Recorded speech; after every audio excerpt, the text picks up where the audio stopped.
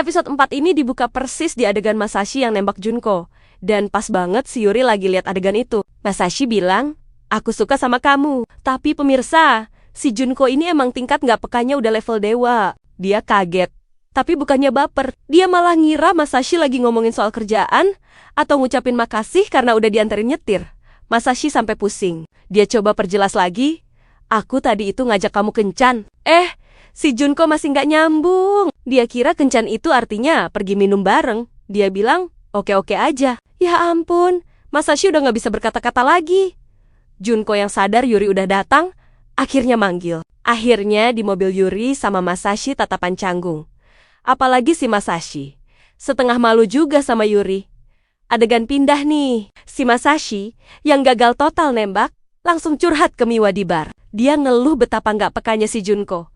Miwa bilang, Junko itu emang udah menutup diri dan kehilangan kepercayaan dirinya setelah gagal masuk Todai dulu. Nah, Masashi cerita kalau dia curiga kalau Yuri itu naksir Junko. Miwa langsung nyeletuk. Emang iya, Miwa dengan semangat bilang kalau Junko yang disukain sama Brondong itu bisa jadi bakal bikin ngebuka lagi sisi kewanitaan Junko. Masashi yang dengar itu jelas makin cemburu. Balik lagi ke tempat les. Yuri nggak fokus masih ingat adegan Masashi yang peluk Junko di mobil. Dia nanya apa Masashi punya pacar. Junko cuma jawab seadanya. Bilang hidup Masashi itu sempurna, lulusan Todai, kerja bagus, pasti bahagia. Yuri, yang lagi kebakar cemburu sama Masashi, langsung nyeletuk. Aku bakal masuk Todai dan jadi lebih baik dari Masashi. Mika pun nimbrung gak mau kalah. Dia ngumumin bakal daftar ke Universitas Kyodai biar bisa belajar dialek Kyoto dan makin populer. Waktu berlalu, sampai akhirnya Junko ngumumin kalau Yuri berhasil selesain materi SMP Nia dan Junko nanya soal ayahnya. Tapi Yuri jawab kalau ayahnya dari dulu emang gak peduli. Terus pas Junko nanya soal ibunya, Yuri malah narik Junko buat meluk. Akhirnya pinggangnya encok lagi karena dadakan ditarik. Emang gak bisa ya mereka romantis? Adegan ganti lagi, Mina.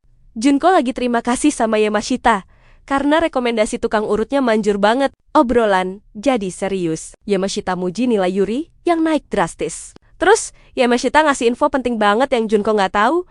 Ibunya Yuri itu udah meninggal dunia pas Yuri masih SMP. Dan ayahnya sibuk, jadi Yuri sering sendirian di rumah. Junko jelas shock dan langsung merasa bersalah. Karena tempat les nanti mau ada study camp. Junko jadi ekstra keibuan. Junko dengan polos bilang enggak. Sabar berduaan sama Yuri buat 3 malam nonstop belajar bareng. Yang ngebuat otak Yuri malah traveling. Junko bahkan bikinin Yuri buku panduan camp lengkap sama daftar barang bawaan. Mika yang dengar itu akhirnya nimbrung dan nanya, "Punyaku mana?" Junko santai jawab, "Kamu nggak perlu kan?" Mika nyindir Junko kayak ibunya Yuri. Sambil salting Junko ngebantah, "Aku bukan ibunya, aku ayahnya." Yuri yang bete enggak mau Junko berlagak kayak ibunya, akhirnya pergi. Mika pun nyalahin Junko. Bu guru ini bener-bener gak peka. Akhirnya, dimulailah study camp itu. Junko ngumumin bakal ada tes, dan yang nilainya paling tinggi dapat hadiah tablet. Tapi yang paling rendah, dapat barang mewah yang ternyata cuma permen sama kaos kaki. Di tengah acara, ada insiden nih. Geng pembuli kita panggil aja, si Washizu lagi ngerjain cewek namanya Otsuka. Mereka pura-pura nembak. Terus pas si cewek nerima, mereka ketawa dan bilang itu cuma bercanda. Mika yang lihat itu marah dan ambil HP-nya. Pas adegan rebut HP, Yuri pitch tangannya, dia bilang ke geng pembuli, "Berisik, gua nggak bisa belajar." Karena rusuh, akhirnya mereka pun dilerai sempak manajer. Di situ Junko khawatir sama Yuri. Singkat cerita, tes pertama di camp selesai. Hasilnya diumumin, geng pembuli nilainya pada bagus. Dan Yuri, juara ke-47 pemirsa, jeblok. Si Washizu dan kawan-kawan langsung ngetawain Yuri, bilang gak mungkin masuk Todai. Pas keluar dari kelas, Miwa telepon Yuri soal pertanyaannya yang kemarin. Kalau cewek umur 32 tahun, dengar ada anak SMA yang suka sama dia bakal keberatan nggak? Miwa jawab itu, nggak masalah, malah seru. Tapi, kamu harus tunggu sampai ulang tahun ke-18. Kalau nggak, Junko bisa mati shock karena ngelakuin hal ilegal. Tahan diri. Nah, sebelum ke study camp, Junko tuh udah kabarin Masashi soal study camp. Yayalah, Masashi langsung panik ngebayangin Junko sama Yuri 3 malam, 4 hari berduaan. Akhirnya dia nyusul dong. Dia bohong, bilang perusahaannya lagi ada summit di dekat situ padahal jelas-jelas nyusulin Junko. Dia ngajak Junko ke pemandian air panas. Tapi Junko keburu dipanggil rapat sama rekannya. Pas mau balik lagi ke penginapan, Masashi ketemu Yuri, dan di sana canggung total. Junko lari nyusul Masashi yang ninggalin jaket tadi. Tapi Masashi yang lihat Junko kedinginan, akhirnya ngasih jaketnya buat Junko. Dengan polosnya Junko pun ngasih Masashi permen ujian sebagai gantinya. Yuri, jelas banget, dia langsung cemburu berat. Pas Junko nyuruh dia nggak boleh telat, Yuri langsung meledak, "Diem, jangan ngatur-ngatur gue," dan pergi ninggalin Junko. Kekacauan gak berhenti. Si Washizu bikin ulah lagi. Dia bohong ke guru-guru, fitnah dan bilang, lihat Yuri ngerokok di pondok belakang. Junko, walau nggak percaya, tetap khawatir. Dia nekat nerobos hujan buat nyari Yuri.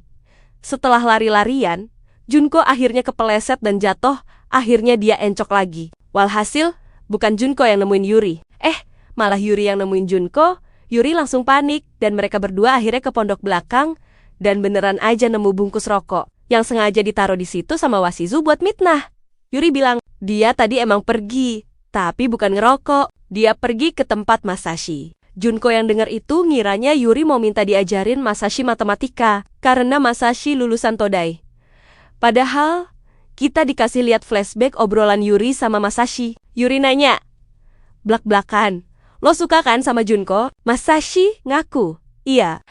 Si Yuri malah curhat, "Lo beruntung, seumuran, bisa deket dia 20 tahun. Gue iri banget." Balik lagi ke Junko dan Yuri di pondok. Yuri yang lihat Junko masih pakai jaket Masashi, langsung nyopot jaketnya sendiri yang kering, maksa Junko pakai dan ngebuat Junko canggung karena Yuri paksa buka jaketnya Masashi. Terus Yuri bilang, "Guru, aku boleh minta hadiah juga nggak?" Junko ngira dia minta permen.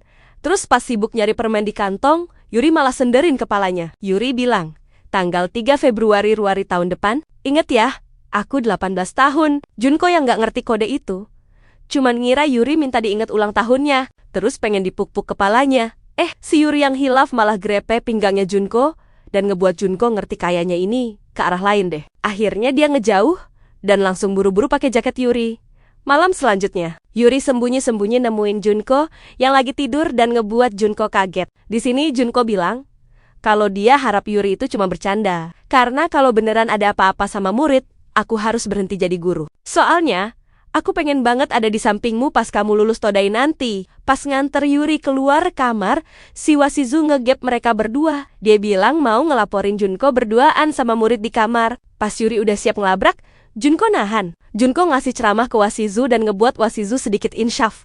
Puncaknya, Mina. Masashi dipanggil ke camp sama Pak Manajer. Terus pas datang, si Junko langsung meluk.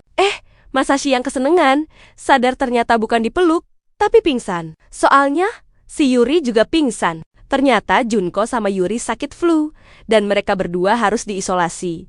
Nah, karena kamar penuh, mereka akhirnya diisolasi di kamar yang sama. Masashi yang denger itu nggak mau kalah. Kalau gitu aku juga ikutan. Emang agak lain ya si Masashi ini. Di adegan terakhir, kita lihat Junko tidur di kamar isolasi. Sakit parah. Yuri ada di situ, ngeliatin dia. Junko sambil ngigau, ngasih tahu hasil tes kedua, naik 8 peringkat. Junko terus ngigau, "Aku pasti bakal ngelulusin kamu. Biarpun aku jadi perawan tua, biarpun aku mati. Kamu harus bahagia." Yuri yang denger itu, sambil pegang tangan Junko, bilang pelan banget, "Aku sekarang aja udah bahagia." Terus cium tangannya. Tolong pemirsa, ini baper banget. Episode ditutup dengan 2 adegan bikin kaget. Yamashita di rumahnya, lagi liatin surat cerai, dan Masashi yang akhirnya datang ke kamar isolasi, ngeliat Junko dan Yuri yang tidur sambil pegangan tangan. Ngebuat Masashi cemburu berat.